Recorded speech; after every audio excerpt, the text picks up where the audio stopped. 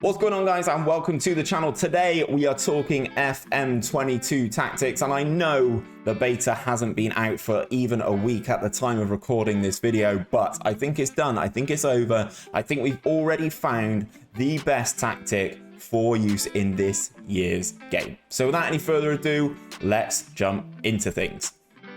So guys, before we start and I reveal the tactic, I will have to say this tactic has been created by none other than the brilliant GYRFM, otherwise known as Gareth. His links will be at the top of the description. Please go and check him out. I will leave a link to his Twitter, his Twitch, and his Discord. Please do go and check him out and tell him the Hood Gaming sent you, because this tactic is an absolute beast. We've tested this in the top nations in England with varying degrees of difficulty, and guys, you're going to want to be subscribed to Gareth because he's going to bring out so many tactics this year, and I know the amount of work that goes into testing these tactics is absolutely immense. And whilst you're down there, if this is something you would like other additional FM22 tactics for you to try on your save, drop a like on the video down below, subscribe to my channel as well, and ring that bell so you're told each and every time that we upload a video, because the FM22 content is coming thick and fast since the release of the beta. So without any further ado, this is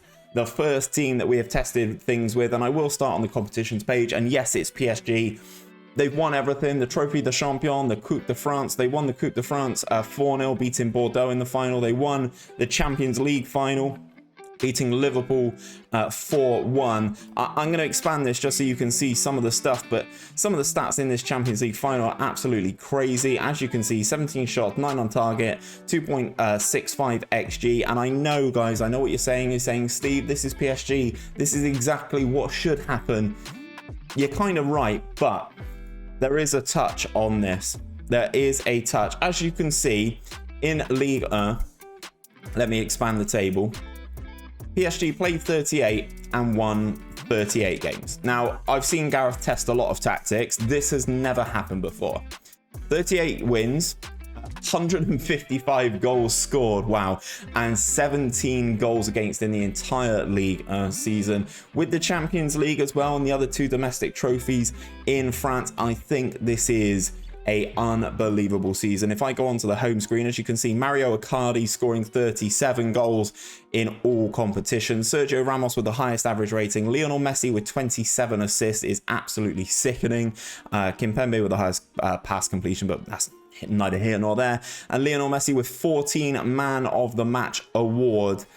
An unbeaten season is ridiculous. Winning every game, bar I think this is the only game in the whole year that they didn't win.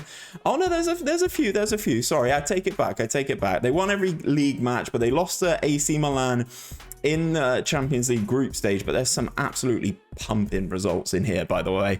But look at all this green. 8-0 in the league as well, sickening. 7-0 in the league against Bordeaux. There's a draw there against RB Leipzig, and then there's a loss away to Sporting. But as you can see, Neymar was sent off in the 17th minute here, and Juan Bernat was sent off in the 71st minute. So they finished the game with 9 players, and that is when Sporting scored, when it was down to 9. But after that, absolutely smashed it. I cannot believe how well this tactic has tested. Let's try it in a different country. So we're taking our talents over to England now, and we are Manchester United in this test. As you can see, Manchester United have won the Premier League with a total of 98 points, which is absolutely ridiculous. It's a domestic treble as well. Winners in the FA Cup final, beating Manchester City on penalties. Winners in the Carabao Cup final, beating Newcastle 3-1, and then a dominant performance in the Premier League where they only lost 2 games all season, away to Villa and at home to Chelsea. Ronaldo, I've just noticed, scored 39 goals in the Premier League alone. Let's go onto the home screen, and can we see any of the... Where's Ronnie? Is he not in here off the top of my head? No, he's not, and I don't want to show away the tactic just yet. So Cristiano Ronaldo, number 7, here he is, 50 goals in all competitions for CR7. He is now aged 37 years. 50 goals, man. 50 goals in all competitions and 10 assists is absolutely staggering. And a domestic treble for Manchester United. Yes, they were knocked out in the first knockout stage of the Champions League by Dortmund, and I assume this is a Haaland special. PSG going on to win it there.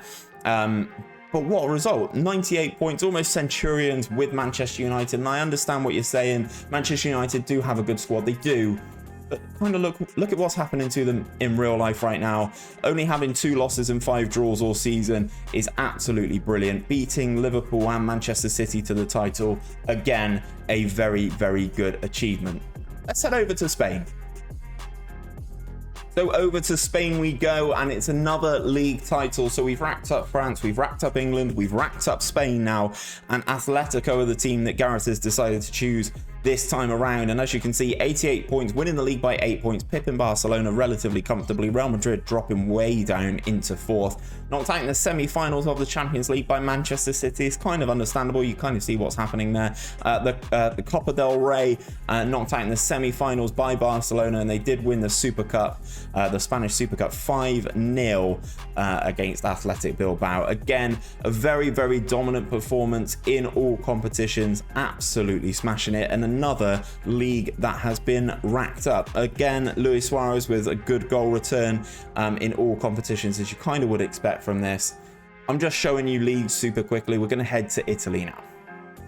Starting over to Italy, where things were a little bit closer in the league. Napoli winning Serie A with 89 points, just pipping Lazio, but it's the Europa League trophy lifting again. It is a very nice one. It's nice to see these European trophies won, because you are kind of coming up against the elite in these competitions. And Napoli got the job done. Dries Mertens with a double and Koulibaly with 1. Again, corners OP in this game. Beating West Ham. Is that a sign of things to come for West Ham and David Moyes' boys? Knocked out in the Italian Cup quarterfinals. Not too shabby at all.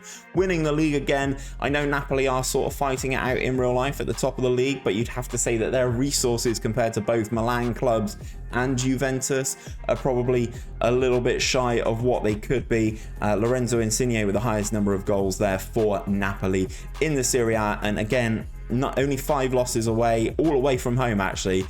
So again, first season with this tactic, absolutely smashing things with the league and European Cup double.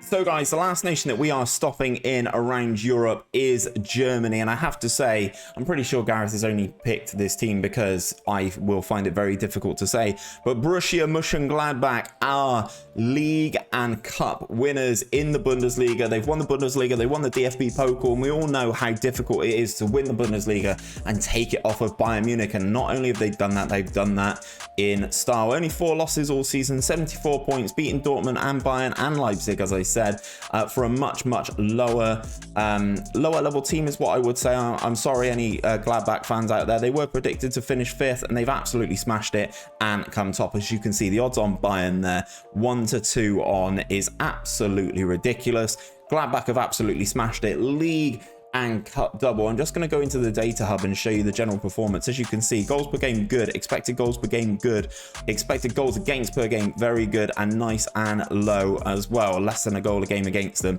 So let's break this down. This is the tactic. If you've seen it before, you've seen it again. He's changed it to fit FM22. This is the GYRFM 4231 Swanzalona.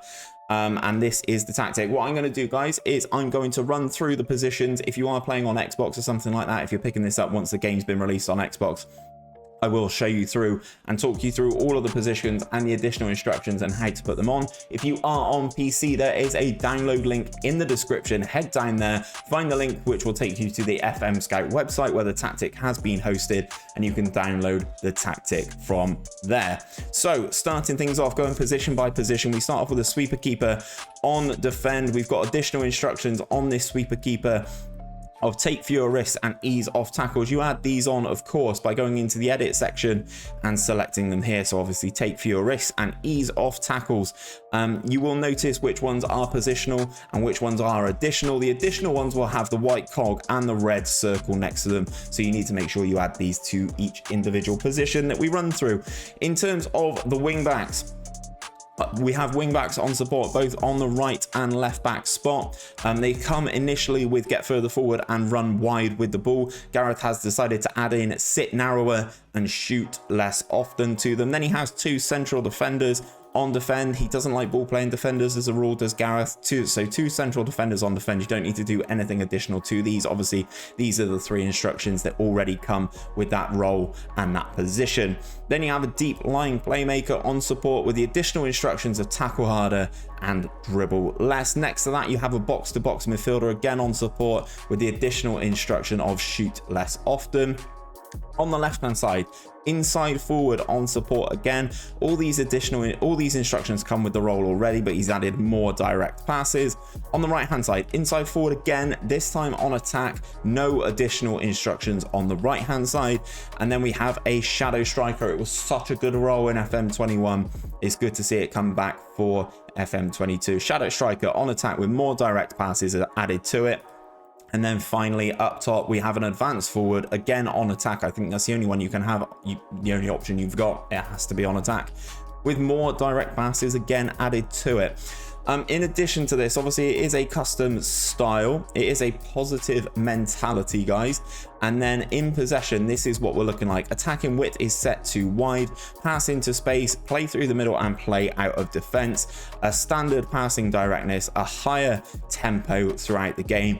Crosses are low in the final third. You are dribbling less and you are being more expressive. If you need to pause the video at any point for any of these, please do so, guys, to make sure you get these instructions exactly as intended if you are creating it yourself. In terms of in transition, we start off with a counter press and a counter when possession has been won and taking shorter kicks. And then when you're out of possession, this is what you need to have it set up like. Much higher line of engagement, a higher defensive line, standard defensive width, trigger press much more often, prevent short goalkeeper distribution and get stuck in. Now Gareth always includes his set pieces for this, but I'll give you a quick once over of the attacking corners so you can kind of see what is happening here.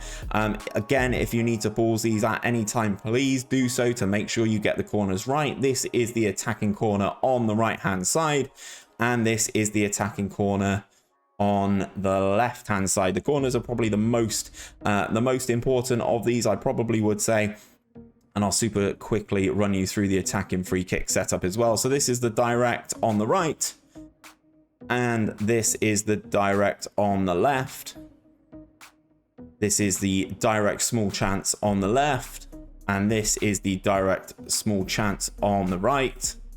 This is the indirect free kick wide on the right hand side, and this is the indirect free kick on the left hand side. And then finally, indirect free kick deep on the left hand side and indirect free kick on the right hand side. So that is the tactic, that is the set pieces. Obviously I'm going to go back to the full tactic screen. This is the GYRFM 4231 Swansalona for FM22. This is a absolute monster, guys. Please go and download the tactic. As I said, the link to the FM Scout website will be in the description, but that is where I'm going to leave things for today. Please do let me know down in the comments what you think of this tactic. Is it something you'd use in your save? And if you have started using it already, please do let me know how you get on with things. If you have enjoyed this video, the first big tactic reveal on the channel for FM22, then please do drop a like on the video down below. Subscribe to the channel if you are new around here, and don't forget to ring that bell for notifications for each and every time that we upload a video to the channel. But until next time, guys, take care of yourselves, take care of each other, and I'll see you on another one very, very soon.